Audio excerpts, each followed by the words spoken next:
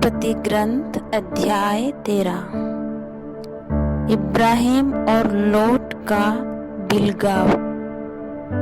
अब अब्राहम अपनी पत्नी, अपनी सारी धन संपत्ति और लोट के साथ मिस्र देश से नेगेव प्रदेश को लौट गया।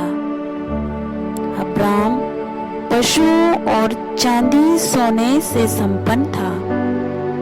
वह नेगेव से आगे बढ़कर बेतेल के उस स्थान तक पहुंचा जहां उसने पहले बेतेल और आई के बीच अपना तंबू खड़ा किया था और जहां उसने पहले एक वेदी बनाई थी।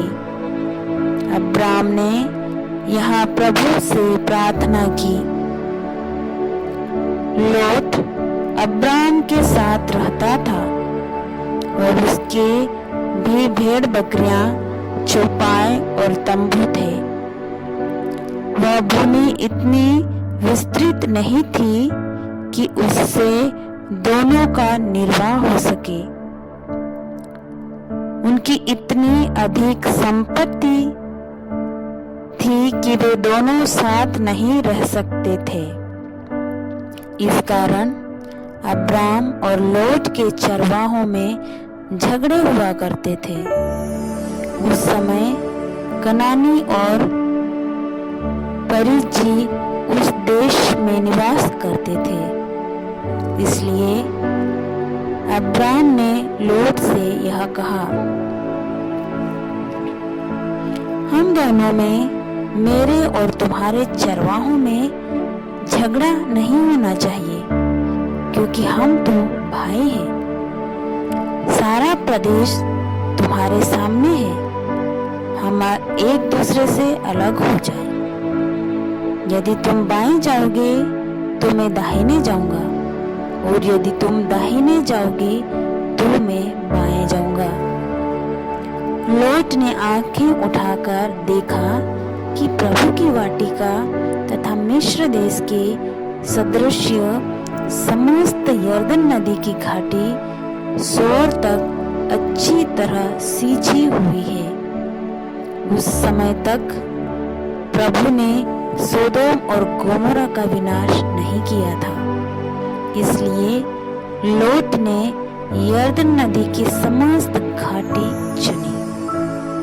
वह पूर्व की ओर चला गया और इस प्रकार दोनों अलग हो गए। अब्राम कनान की भूमि में रह गया।